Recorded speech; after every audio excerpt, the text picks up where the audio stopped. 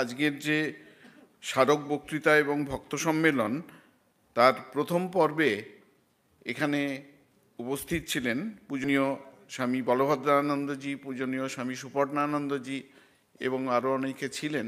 তাদের সকলকে আমি আমার প্রণাম, নমস্কার এবং যথাযোগ্য সম্ভাষণ জানাচ্ছি। এই পর্বে মঞ্চে আছেন পূজনীয় স্বামী দেবোত্তরানন্দজি মহারাজ, তাকে আমার প্রণাম জানাচ্ছি, এবং অধ্যাপিকা কল্পনা সরকার এবং সঞ্চিতা চৌধুরী আছেন, তাদের নমস্কার জানাচ্ছি। এই প্রেক্ষাগৃহে যে সমস্ত পূজনীয় সন্ন্যাসীবৃন্দ আছেন সকলকে আমি আমার প্রণাম জানাচ্ছি, মাতাজিদের আমার সশ্রদ্ধ নমস্কার জানাচ্ছি এবং আপনারা ভক্তদের সকলকে আমি সশ্রদ্ধ নমস্কার জানাচ্ছি। আমাকে বলতে বলা হয়েছে ভক্তপ্রিয় শ্রীরামকৃষ্ণ এই সম্পর্কে। এখন আমরা চারদিকে নানাভাবে ভক্ত সম্মেলনের অনুষ্ঠান করি। ভক্ত সম্মেলন অত্যন্ত জনপ্রিয় অনুষ্ঠান। এই ভক্ত সম্মেলনের সূচনা করে গেছেন স্বয়ং ঠাকুর নিজে। দক্ষিণেশ্বরে রবিবার ভক্তেরা সমবেত হতেন, ছুটির দিনে ভক্তেরা সমবেত হতেন। সেখানে এখন আমরা যে যে অনুষ্ঠানে যা যা আইটেম রাখি, গান, কীর্তন, ভজন, একটি বাদ পড়েছে, নৃত্যটা বাদ পড়েছে। তখন নৃত্য পর্যন্ত হতো, খুব উদ্দাম নৃত্য হতো ভজনের সঙ্গে, কীর্তনের সঙ্গে। এবং তারপর ঠাকুরের শ্রীমুখের কথা ছিল আরেকটা একেবারে, যে এই ভাব সমাধি, সহজ সমাধি, নির্বিকল্প সমাধি, তার প্র্যাকটিক্যাল ডেমনস্ট্রেশন ছিল একদম। এই গান করতে করতে, ভগবানের কথা বলতে বলতে ঠাকুর ওই সমাধিমগ্ন হয়ে যেতেন। ঠাকুর ওই দক্ষিণেশ্বরেই কুটিবাড়ির ওপর থেকে ডাক দিয়েছিলেন যে তোরা কে কোথায় আছিস আয়। সেই ডাক শুনে আমরা এসেছি, আপনারাও এসেছেন, এবং তার সেই ডাক শুনে আমরা আমাদের নিজেদের সাধ্যমতো নিজেদের জীবনকে গড়ে তোলবার চেষ্টা করছি। ঠাকুর এই যে কলকাতায় মাঝে মাঝে আসতেন, ঘোড়ার গাড়িতে করে আসতেন, তার ওই বড়নগর থেকে তার ঘোড়ার গাড়ি ডেকে নিয়ে যাওয়া হতো, খবর দিলে ওরা গাড়ি পাঠাতো। ছুটির দিনে আসতেন, অন্যান্য সময়েও আসতেন। বলরামবাবুর বাড়িতে অনেকবার এসছেন, এবং শেষের দিকে এমন অবস্থা হতো কলকাতায় কোথাও কোথাও রামদত্তের বাড়িতে বা বলরামবাবুর বাড়িতে তখন মোবাইল নেই, ইমেল নেই, টেলিফোন নেই, কিচ্ছু নেই। অথচ দেখা যাচ্ছে মহেন্দ্রনাথ দত্ত লিখছেন প্রায় 300, 400, 500 পর্যন্ত লোক কখনো কখনো হয়েছে। এ আমাদের শুনতে খুব আশ্চর্য লাগে যে কোনো কমিউনিকেশান নেই। হয়তো কখনো কখনো শেষের দিকে এরকম হতো যে তত্ত্বমঞ্জরি পত্রিকায় একটা ছোট করে একটা সংবাদ তলায় বেরোতো যে আগামী অমুক দিন দক্ষিণেশ্বরের রামকৃষ্ণ পরমহংস মশাই এই বলরামবাবুর বাড়িতে আসবেন। হয়তো এরকম একটা ছোট্ট এক লাইনের তত্ত্বমঞ্জরি আর কজন পড়তো তখন। কিন্তু ভক্তরা আসতেন, ঠাকুর ডাক দিতেন, ভক্তেরা আসতেন। এখন কথা হচ্ছে যে এই যে ঠাকুর মিলিত হতেন ভক্তদের কাছে, তিনি ভক্তপ্রিয়, ভগবান স্বভাবতই ভক্তপ্রিয়। তিনি ভক্তদের সঙ্গে এই যে মিলিত হতেন, কি সংবাদ পরিবেশন করতেন, এই কি সংবাদ পরিবেশন করতেন এই প্রসঙ্গে বলতে গিয়ে আজকে যাঁর শতবার্ষিকী উপলক্ষে, জন্ম শতবার্ষিকী উপলক্ষে আমরা এখানে সমবেত হয়েছি, তার কথা খুব বারবার করে মনে পড়ে। আমরা সেই গীতানন্দ মহারাজকে দেখেছি ট্রাস্টি বিল্ডিংয়ের তলাতে, যখন একতলায় থাকতেন, আমরা হয়তো খেয়ে ফিরছি, তিনি সেখানে ওই বসে আছেন বাইরে, আমরা তখন ওনার প্রসাদ পাওয়া হয়ে গেছে, আর ঠাকুরের ওই মন্দিরের দিকে তাকিয়ে, মন্দিরের চূড়ার দিকে তাকিয়ে দু হাতে তন্ময় হয়ে মালা জপ করে চলেছেন, এবং কখনো কখনো গায়ের গেঞ্জি চোখের জলে একদম ভেসেই যাচ্ছে, ভিজে গেছে, কখনো কখনো গায়ে কিছুই নেই, কারণ তখন বাইরের লোক তো থাকতেন না। আরেকটি স্মৃতির কথা মনে পড়ছে, ওই দুর্গাপুজোর সময় তখন আমার সৌভাগ্য হয়েছিল আমাদের কোনো কোনো সেন্টারে দুর্গাপুজো করবার। তো আমাদের একটা প্রথা ছিল যে দুর্গাপুজো করতে গেলে মঠের সিনিয়র সাধুদের প্রণাম করে তাদের অনুমতি নিয়ে আশীর্বাদ নিয়ে যেতে হবে। তাই যখন মহারাজকে প্রণাম করতে যেতাম, কিছু বলতেন না, কখনো বলতেন ভালো করে পুজো করো, মন দিয়ে পুজো করো ইত্যাদি। তারপর পূজা করে ফিরে এসে যখন আবার প্রণাম করতে যেতাম, তখন হয়তো কখনো কখনো, হয়তো কেন প্রায় প্রত্যেকবারই আমার অন্তত যা মনে পড়ে, প্রত্যেকবারই কি মা কি বললেন, মানে পুজো করে এলে মা কি বললেন। স্বভাবতই আমাদের বলার কিছু নেই, আমরা চুপ করে মাথা নিচু করে দাঁড়িয়ে থাকতাম। তা মহারাজ তখন বলতেন প্রত্যেকবারে ওই এক কথা, এক প্রশ্ন এবং সেই এক উত্তর, প্রত্যেকবারই বলবে, তা নাই বা হলো, ভক্তি হলেই হলো, তা নাই বা হলো, ভক্তি হলেই হলো। দেবজ্যোতি মনে পড়বে হয়তো। তা এই ঠাকুর এই যে ভক্ত সম্মেলনে যেতেন, তথাকথিত ভক্ত সম্মেলন নয়, ভক্ত গৃহে যাচ্ছেন তাকে কেন্দ্র করে একটা ভক্ত গোষ্ঠী গড়ে উঠছে, এবং আজকের ভাষায় ভক্ত সম্মেলনই বলা যাবে, হচ্ছে তার মূল সুরটি কি, যে আমাদের যাতে হৃদয়ে ভক্তি উৎপন্ন হয়, আমরা যাতে একটি ভক্তি সম্পন্ন হয়ে উঠতে পারি। আমরা এতে দেখি তিনি তো ভাগবত পুরুষ এবং ভাগবত কথায় নিষ্ণাত। সেই ভাগবত কথার সূচনা যেখানে হচ্ছে, আমরা সেখানে দেখতে পাই যে পরীক্ষিত তিনি মৃগয়ায় গিয়েছিলেন, তেষ্টা পেল, শমীক ঋষির আশ্রমের সামনে গিয়ে দাঁড়ালেন। শমীক ঋষি তখন ধ্যানমগ্ন, জল চাইলেন, ঋষি স্বভাবতই শুনতে পাননি। তিনি একটা মরা সাপ ছিল, ধনুকের ডগায় করে তুলে সেই শমীক ঋষির গলায় জড়িয়ে দিয়ে চলে এলেন। ইতিমধ্যে খেলা শেষ করে ঋষিপুত্র শৃঙ্গী যখন এসছেন, এসে দেখছেন বাবার গলায় কে মরা সাপ জড়িয়ে দিয়ে চলে গেছে, অর্থাৎ বাবাকে অপমান করেছে। তিনি ওখান থেকে জল তুলে, হাতে জল নিয়ে অভিশাপ দিলেন যে এই কাণ্ডটি করে গেছে, আজ থেকে 7 দিনের মাথায় তক্ষক সাপের দংশনে তার মৃত্যু হবে, বলে সেই জল ভূমিতে ছুঁড়ে দিলেন, নিক্ষেপ করলেন। শমীক ঋষির ধ্যান ভাঙলে তিনি জানতে পারলেন, যখন শুনলেন এই সব ঘটনার কথা, পুত্রকে একটু তিরস্কার করলেন, বললেন যে তুমি কার উদ্দেশ্যে এই অভিশাপ দিয়েছ তুমি জানো? রাজা পরীক্ষিত এরকম ধর্মপ্রাণ রাজা, আর তুমি পাবে এনার কথা তুমি জানো? ইনি যখন মাতৃগর্ভে ছিলেন তখনই তিনি মাতৃগর্ভে শ্রীকৃষ্ণের দর্শন পেয়েছেন। তারপর সেই জন্যে জন্মানোর পর উনি প্রত্যেক মানুষের মুখের দিকে তাকিয়ে তাকিয়ে চিনবার চেষ্টা করতেন যে মাতৃগর্ভে থাকার সময় যাকে আমি দেখেছিলাম ইনিই তিনি কিনা। এই জন্যে তার নাম হচ্ছে পরীক্ষিত। কিন্তু ঋষি বাক্য, একবার অভিশাপ দিয়ে দেয়া হয়েছে, সে তো আর ফিরিয়ে নেওয়া যায় না। তিনি আরেকজন শিষ্য, গৌর, খুব সম্ভবত গৌর মুখ হবে, তাকে বললেন যে গিয়ে পরীক্ষিতকে খবর দেওয়ার জন্য, অ্যাটলিস্ট তিনি যাতে সাবধান হতে পারেন যে তিনি ঋষির অভিশাপ পেয়েছেন, ঋষিপুত্রের অভিশাপ পেয়েছেন যে আজ থেকে 7 দিনের মাথায় তার তক্ষক সাপের দংশনে মৃত্যু হবে। আমরা জানি না যে আমরা সাধারণ মানুষ এই অবস্থায় কি করতাম, যে এরকম যখন শুনতাম যে 7 দিন পরে মৃত্যু হবে, রাজা পরীক্ষিত আনন্দে প্রায় নাচবার মতো অবস্থা।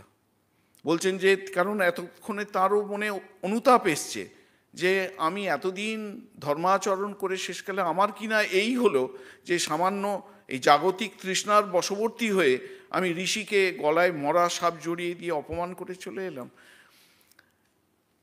ভালোই হয়েছে, আমাকে এই যে অভিশাপ দেওয়া হয়েছে, আমার যোগ্য শাস্তি হয়েছে, আমার এটাই প্রাপ্য ছিল, এর মধ্য দিয়ে আমি আমার ভগবানের আরও অনেক নিকটবর্তী হতে পারব।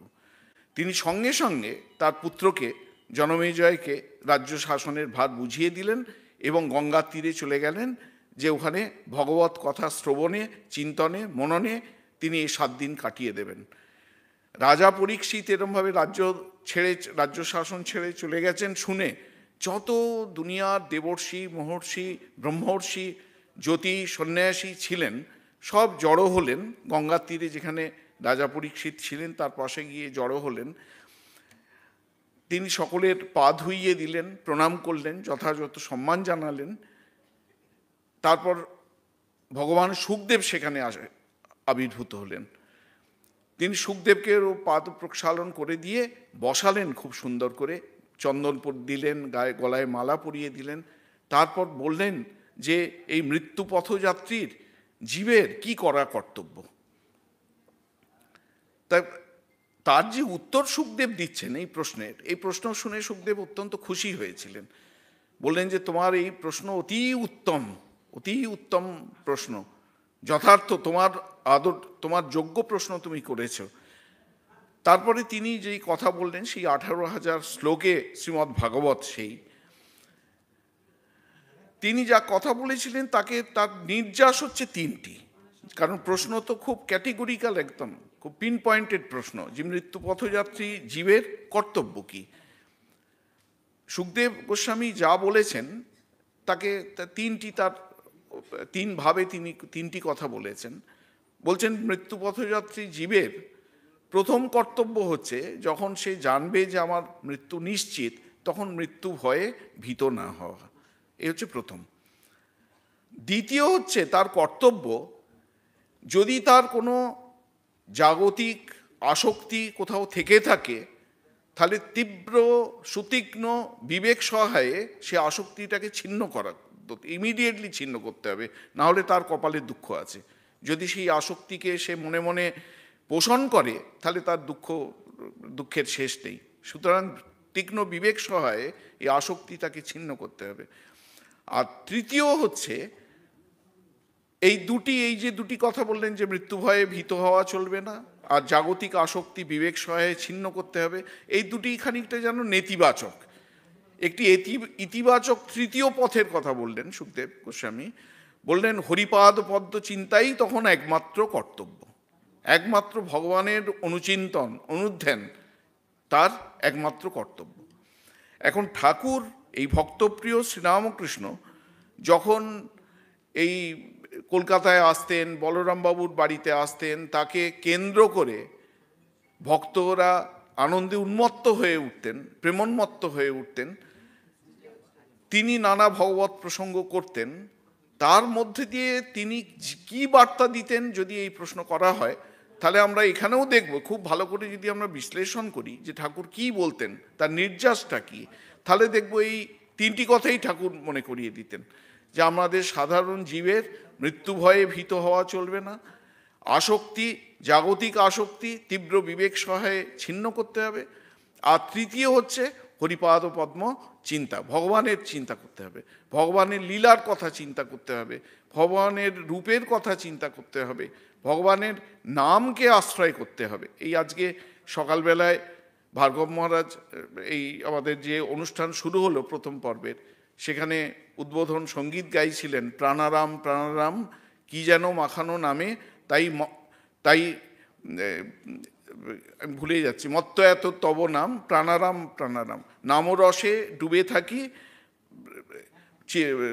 আমার ঠিক লাইনগুলো মনে পড়ছে না, কিন্তু এই হচ্ছে কথা, যে ভগবানের নামে, ভগবানের রূপে, ভগবানের লীলায় এবং সর্বোপরি ভগবানের তত্ত্বে, ভগবানের স্বরূপত তিনি যে কি সেটি জানার তীব্র আকাঙ্ক্ষায় আমাদের, এটি হচ্ছে আমাদের জীবনের একমাত্র কর্তব্য। এই বার্তা ঠাকুর ঘরে ঘরে পৌঁছানোর চেষ্টা করেছেন এই ভক্তদের জমায়েতে